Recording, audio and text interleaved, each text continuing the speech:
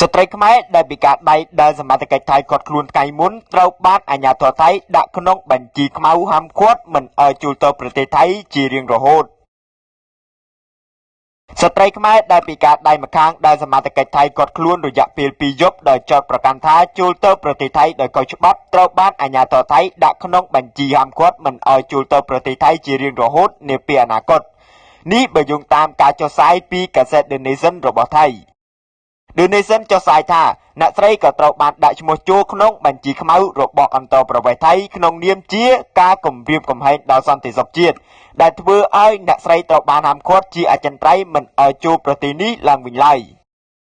នៅថ្ងៃទី27ខែមិថុនាអ្នកស្រីនិងមនុស្សជាច្រើនទៀតត្រូវបានសមត្ថកិច្ចថៃដឹកតាមឡានបញ្ជូនទៅកម្ពុជាវិញហើយអ្នកស្រីថ្លែងថាអ្នកស្រីនឹងមិនត្រឡប់ទៅថៃវិញនោះទេ